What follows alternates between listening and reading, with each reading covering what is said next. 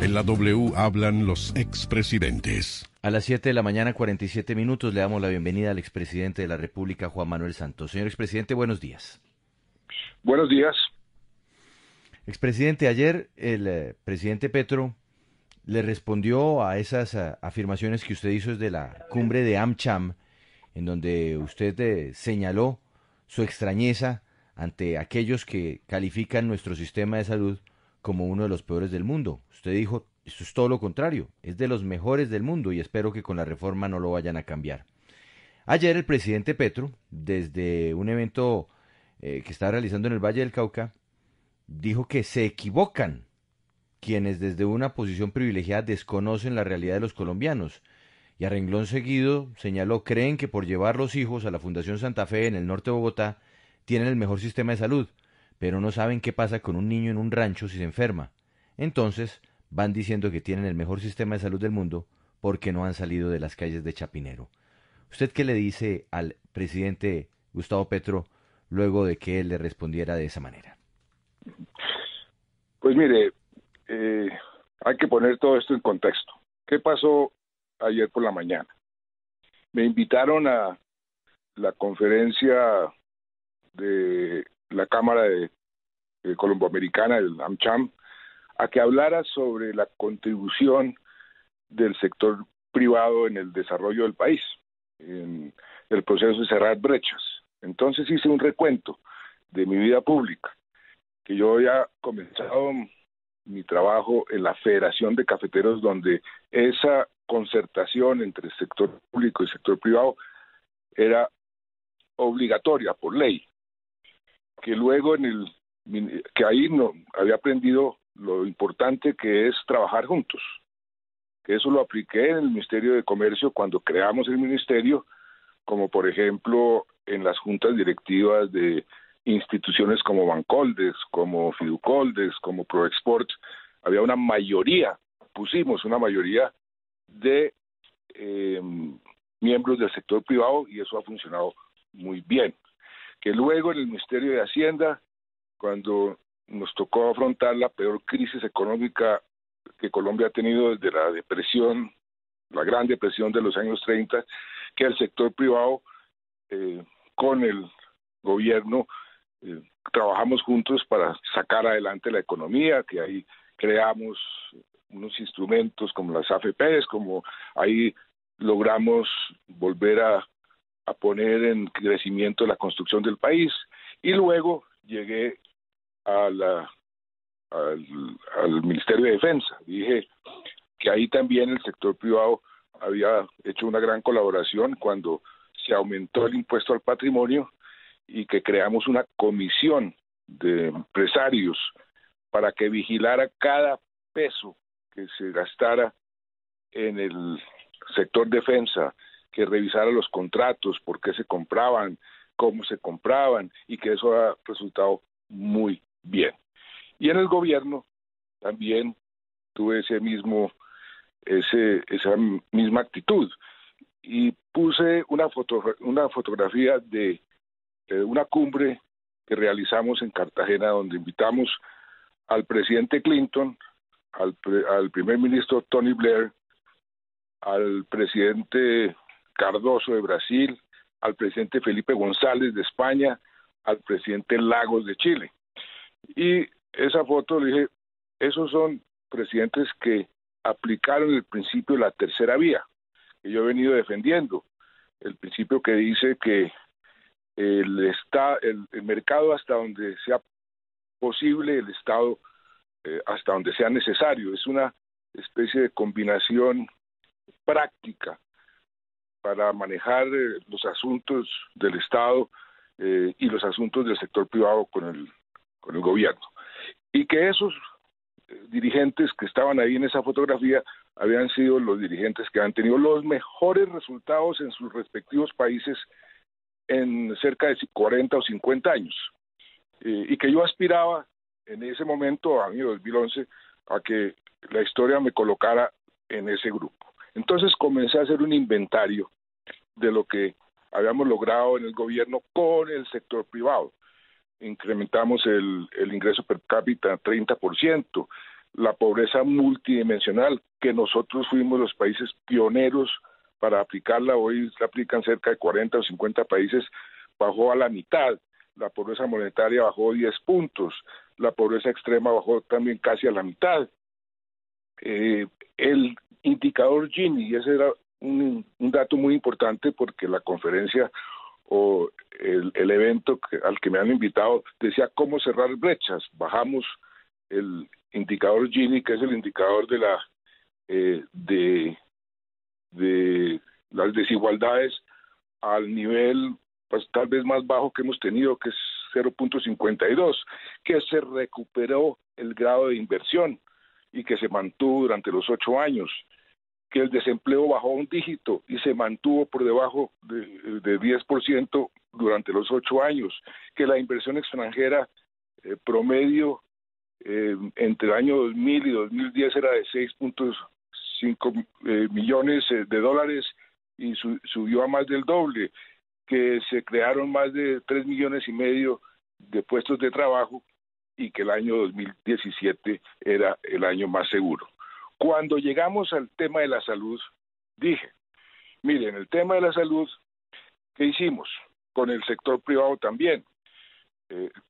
Se consultó y se concertó la reglamentación de un derecho fundamental por primera vez en un país en el mundo, el primer país que reglamenta el derecho a la salud, convirtiendo, aprobando una ley estatutaria en esa dirección.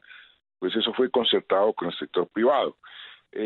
Hicimos una serie de modificaciones en el sector salud, como por ejemplo pasar a los pasajeros de segunda clase, que eran los que tenían los derechos de acuerdo al sistema subsidiado, los elevamos a primera clase y les dimos los mismos tratamientos y los mismos derechos del sistema contributivo, que eso fue un paso muy importante en la equidad del sistema. Y que además pusimos en marcha un control de precios que le ahorró mucho dinero al sistema de salud y a los pacientes y a los enfermos. Y que muchos indicadores, entre ellos los de la revista Lancet, que es una revista muy prestigiosa, decían que nosotros teníamos de los mejores indicadores del mundo, como por ejemplo la cobertura. Pues cobertura universal, tenemos más del 95%, ningún país puede tener más de la cobertura universal. Que por ejemplo, el gasto de bolsillo de las familias que le dedican a la salud es de los más bajos, sin duda, de América Latina y de los más bajos del mundo. Que además el número de tratamientos que el sistema contempla para los afiliados al sistema es de los más generosos. Y simplemente dije que ojalá lo bueno del sistema no se vaya a cambiar. ¿Y quién dijo miedo? Pues de pronto entonces el presidente, que yo creo que pues está muy sensible por la situación del país y por la situación política en el Congreso, pues respondió en esa forma. Yo no le voy a contrarresponder. No creo que este país requiera más peleas. Simplemente hacer un llamado que lo hice al final de la conferencia de ayer. Yo puse una foto de George Washington diciendo no olvidar la moderación. Y eso es lo que necesitamos todos. Y lo que necesita también el presidente. Necesita moderarse. Necesita una moderación para permitir el diálogo. La moderación es lo que mantiene las democracias, lo decía George Washington, lo dije ayer, mantiene las democracias operantes, porque sin moderación el diálogo es imposible y sin diálogo no hay posibilidades de que las democracias operen. Presidente. Entonces yo lo único que haría es un llamado a la moderación.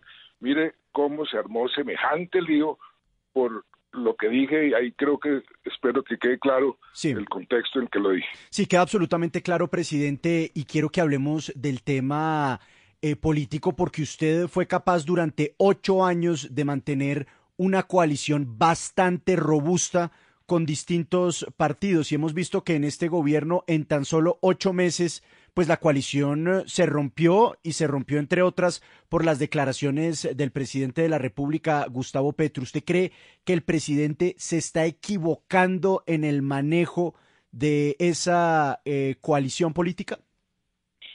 Pues mire, yo no soy la persona para juzgar si el presidente se está equivocando o no. Uno juzga a los gobiernos por sus resultados. Y lo que nuevamente, repito, le diría yo al presidente es que no se le olvide esa palabra de Washington, la moderación, pero no solamente al presidente, también a la oposición. Las democracias necesitan diálogos y diálogos constructivos. ¿Y qué quiero decir por eso? Yo puedo, Lucas, ir a dialogar con usted en dos formas. Uno, a imponerle a usted mi punto de vista. Ese es un tipo de diálogo que a mí me parece que es inconveniente. El segundo tipo de diálogo, que es el diálogo constructivo, es cuando yo voy a escucharlo a usted y a tratar de entender por qué usted piensa lo que piensa, si es que usted y yo pensamos diferente. Eso es lo que el país necesita, de parte del gobierno, de parte del presidente y de parte también de la oposición. O si no, esta democracia nunca le va a resolver los problemas a la gente, porque si no hay diálogo, las democracias no funcionan. Sí, presidente, hace unos instantes hablábamos con el presidente del Congreso, Roy Barreras, que nos decía que él es un santista y que no se avergüenza de eso, y le preguntábamos justamente por la relación que hay en este momento con el santismo en la coalición en el gobierno, porque al parecer la relación no está muy buena, pero él nos decía que pues varios santistas llegaron ahí y el presidente lo sabía, pues él está también Mauricio Liscano, que va a salir del gobierno, es lo más seguro, también el ministro Prada, y yo quisiera preguntarle por eso, ¿cómo ve usted en este momento al santismo dentro de la coalición del gobierno? No lo veo porque es que el santismo no existe. Yo no tengo ningún movimiento político, yo no le he dicho a nadie que participe en el gobierno o que no participe, no me metí en las elecciones. Funcionarios de mi gobierno sí fueron muy activos en las campañas, en todas las campañas, fueron activos en las campañas de Petro, en las campañas de este señor Rodolfo Hernández, de las de Fico Gutiérrez, pero el santismo no existe y nadie puede decir que represente el santismo porque no existe. Pero más allá del santismo, que usted dice que no existe, una cosa que me llama la atención es que desde que usted se retiró, usted realmente había pasado a un segundo plano discreto frente a los gobiernos. Bueno, al de Duque y ahora al de Petro. Pero siento que está cambiando porque está preocupado. ¿A usted le está preocupando lo que está pasando hoy en Colombia? ¿Qué tanto le preocupa? Pues mire, a mí me preguntaron al comienzo del gobierno yo qué pensaba de Petro. Y yo dije, mire, Petro tiene unas muy buenas ideas, tiene 3 pilares con los cuales yo estoy de acuerdo. El pilar de la implementación del proceso de paz, el pilar de la transición hacia una economía más sostenible, más verde, y el pilar de la justicia social. Eso fue lo que, por lo menos en mi gobierno, tratamos de sacar adelante. Por supuesto, nos faltó mucho, y esos 3 pilares yo los apoyo. Donde estoy comenzando a ver algunos problemas es no en el qué, sino en el cómo. ¿Cómo es que vamos a llegar a lograr esos objetivos o avanzar en forma importante en esos 3 frentes?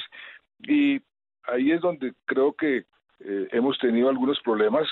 El presidente ha tenido problemas en cómo ejecutar sus políticas, lo estamos viendo todos los días, y es ahí donde creo yo que se requieren mejoras. Pero nuevamente eso se puede hacer es dialogando, concertando, no peleando, no insultando, no dividiendo, porque nuevamente, repito por enésima vez, en una democracia, cuando no hay diálogo, la democracia no puede solucionar los problemas de la gente. Volviendo a la crisis ministerial solicitada en términos protocolarios, quisiera saber su opinión respecto de la estabilidad de los ministros en relación con la seriedad de un gobierno. Los ministros no deben ser ministros en periodos menores a un año? No llevamos sino 8 meses y cualquier cambio de ministros le quita estabilidad a un régimen. ¿No le parece a usted que esta solicitud es impertinente? Pues no sé si sea impertinente porque el presidente está en todo su derecho, pero sí puede ser inconveniente. Y usted tiene razón. Los ministerios deben durar mucho más tiempo por la estabilidad de las políticas. Hay un problema que tiene este gobierno que se llama incertidumbre. La gente está con mucha incertidumbre frente al futuro, hacia dónde vamos. Y los cambios de ministros lo que hacen es ahondar esa incertidumbre. En mi caso, por ejemplo, yo tuve 2 ministras que duraron 8 años, pero generalmente, por regla general, entre más duren los ministros, mejor, por la estabilidad y la continuidad de las políticas públicas. Nosotros necesitamos continuidad en las políticas públicas y en cierta forma fue lo que también dije ayer. Mire, lo bueno, mantengámoslo.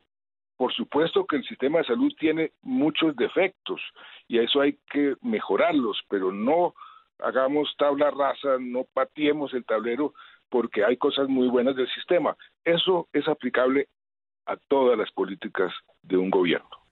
Sí, expresidente, aparte de los indicadores que ya han sido publicados por la revista The Lancet, Bloomberg y la revista Forbes y que usted ya acaba de citar, hablemos de las fallas que tuvo el sector privado concretamente. Para usted, ¿cuál fue el gran error de las EPS?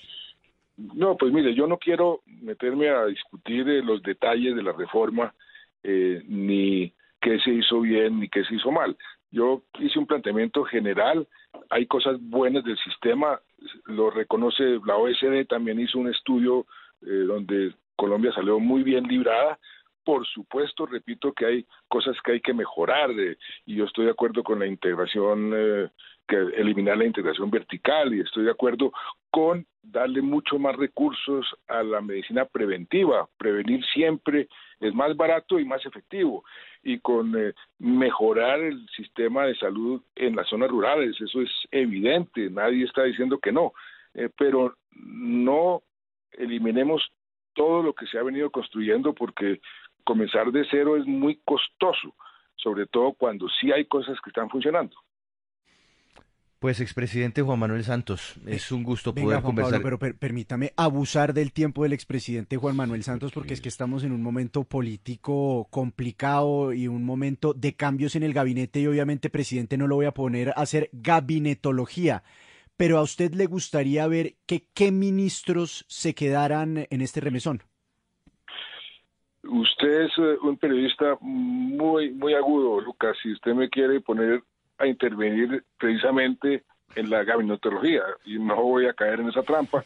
Mire, yo en la medida de lo posible repito lo que dijo Alberto Casas, los ministros, siempre y cuando sean buenos, deben durar mucho tiempo para que las políticas que esos ministros están ejecutando, sean efectivas y eficaces.